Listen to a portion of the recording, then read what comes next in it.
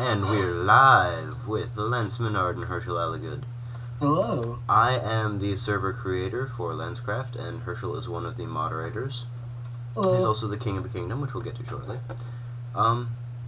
This is just a hopefully short YouTube video to kind of demonstrate the differences between this server and the ones that are out there. Maybe increase our marketability and what the heck happened to the side of this building? LanceCraft is still a work in progress, and as you can see with the building being partially destroyed, but we're well on our way to being live, and if you want to help out, send me an email at whizkid8888@hotmail.com. That's WHIZKID 8888@hotmail.com, or follow the link at the bottom of this video. And without further ado, let's get to the tour. Alright. Yeah. The first thing I'd like to show around is that we have a largely functional economy, including monster drops, shops, bank accounts. Obviously, using economy, I have 300 marks. Kind of proud of that. But and none of that was given to me. There are shops, for example. This one right here is the Woodcutters Guild, where you can buy using chest shop. There's wood, sticks, logs, etc. And obviously there's shops for everything. But one of the things about the buildings in this game are that you can buy many of them in towns. For example, for a sale, 2,055 marks. The idea behind this is that, yes, you know, some might say, why buy a house in a town when you can just go out in the wilderness and build yourself one? But the thing is, if you go out in the middle of nowhere and build yourself a house, any old person... You can get attacked from multiple places, either people or enemies, like you could get attacked by mobs, or you could get robbed or destroyed by players. Right. And you never know. If you have a kingdom, or if you have a little house successful enough, a kingdom might actually attack you to try to steal your stuff. We'll get to that shortly. But so if you buy a house in a town, you have a completely safe and secure place that only you can get into and only you can build in to store your things and show off your wealth.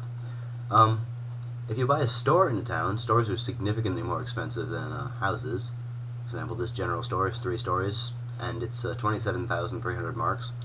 But the thing is, you get selling rights. You can sell whatever you want there, as long as it's related to what the store is supposed to be. This is really neat because it allows you to become the shopkeeper if you want, and this one is just kind of whatever you want it to be. And there's a large potential for profit there, because a lot of people come through these towns, and a lot of people are going to be using these shops. On the vein of the kingdoms previously, there are currently 3. This one is Cobble, the starter kingdom, owned by King Mavaria, who is an admin. There is Castle Kingdom, which is owned by King Herschel, who is Hershipoo, who's talking with you right here. Which is me. And then there's Crimson Kingdom, which is owned by Justin Zapinski. He goes by Sasori in the game. He's a moderator as well. And after you get used to the game, after joining in, you can choose to join a kingdom if you want. Join either Crimson or Cobble, or Crimson or Castle, my bad. And once you're in a kingdom, you have the opportunity to rank up. You can either do that by buying houses or buildings, or you could quite possibly be promoted to, like, mayor of a town owned by that kingdom. Like, which I really need one, because I normally go away a lot from my kingdom. Yeah. He doesn't spend a lot of time actually in his kingdom being king. Yeah, so I'd like someone to, watch it and whatnot. So that's always a possibility. And if you don't like being under the rule of somebody else, once you get enough money, and it'll cost a significant amount because it's a lot of trouble for us, you can start your own. You'll be given a large plot of land on which to build yourself a nice citadel like this one, and a town around it. You'll be given a title that follows, or that precedes your name, so you'll be king whoever you are. And you'll get a wing in the Grand Exchange, which is what we just completed. It is it's kind of a tool, I suppose you could say, for for inter-kingdom trade. And the idea is that this shopping mall style thing, each kingdom has a wing in it, and it's used not for so much for trade for individual players to buy from, but for shopkeepers in kingdoms to buy from each other for cross-kingdom, intercompeting trade. There's Crimson's wing, which isn't quite finished. This is Cobble's kingdom, which is finished, and then Castle's kingdom, which is finished, or Castle Kingdom's wing, which is finished. And hopefully that'll keep some dynamics in the way that the kingdoms, interact. In addition to that, I have a PvP system that I kind of set up that obviously there can be little skirmishes out in the wilderness, but the castles are build protected, so nobody can destroy them. But I decided to set up a system kind of where if two kingdoms decide mutually to go to war with one another, perhaps over a part of land, perhaps just because they don't like each other, their castles will remain intact. But the idea is that each each kingdom contributes money, land, like they devote bits of land, buildings, items, whatever they want to a war chest, which is I hold onto it, or the other admin, Maveri, holds onto it.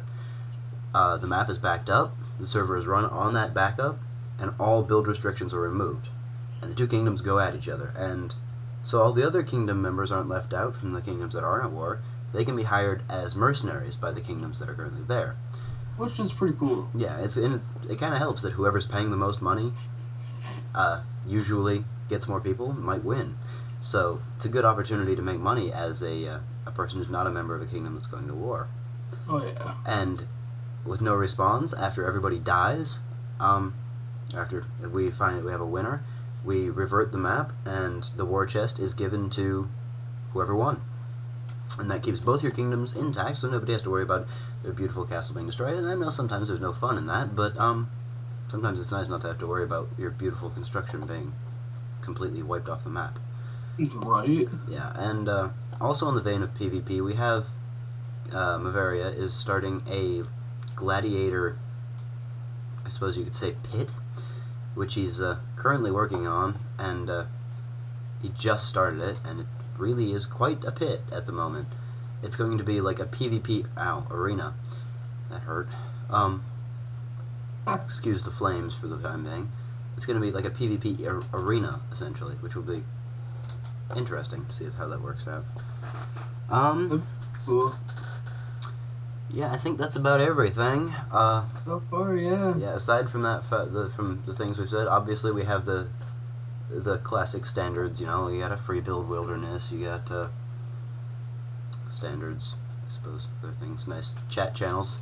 Each kingdom also has its chat channel, its own chat channel. Castle chat, Crimson chat. You'll get your own chat channel if you start a kingdom, which only members of your kingdom can join. Can you think of anything else, Herschel?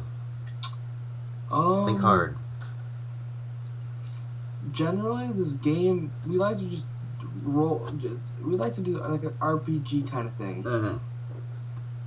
Good point. This is a role-playing server. Yeah, you should talk about generally. that. This is we all really focus on not building really huge things, which is fun, obviously, or killing each other. It's mostly the server is mostly about role-playing, the advancement, the personal parts, the buying buildings, the working your way up in the world. And we're going to need people to be shopkeepers and city guards and do all the little jobs out there, because without them, we're nothing. You might not like it, but... Yeah, they'll like it, trust me. We have a helpful, friendly, and generally intelligent staff. Sometimes Justin can be a little lightheaded, but other than that, and why don't you come check out the forums, check us out. Yeah. Yeah. Adios. We're generally really nice. I mean, we don't we really are. have any bad people on here, so we're always pretty nice. For some reason, Kevin has a thing with killing people, but don't worry, I will make sure that he doesn't kill you if you check us out. I don't know. He likes using the kill command for some reason. Oh, poor sheep. He likes using that. Anyway, so goodbye for now then, and yep, talk to you guys later. Adieu, farewell. Oh wait, whoa. Real quick, like. Yeah, I forgot about these. I meant to write this down real quick. I'm sorry. To fake you out and make you think that you're done watching this dumb video, but you're not. You're actually not. This is a dungeon, one of currently 3. This one is based on puzzles and riddles, and at the end of this extremely long and creepy expanse, there is some good loot. Another one that Justin built is an enemy-based dungeon where enemies. It's made to favor enemy spawns, and there's I think 9 levels of it, all the way down to a nether-like hell at the bottom. And there's a third one that's based on avoiding traps, and that's actually hidden in the world, inside a pyramid. You'll know it if you see it, but until you do, it's one of those, where's it at? There's some very good loot hidden in the, at the end of that one. Oh yeah. Sorry, I thought I might mention that, because that makes things so much more interesting. We're currently working on finding a good system for quests to set up. We're thinking we're considering something with the forums or something until we can get something coded and worked in properly. And generally, if you have any ideas or suggestions, if you like what you see, tell me. If you don't like what you see, tell me. Just don't go flaming.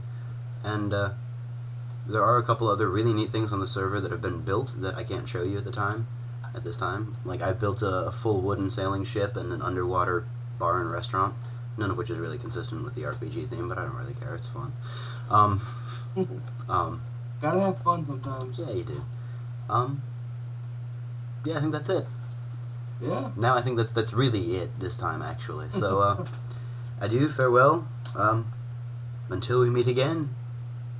Signing off. Signing off.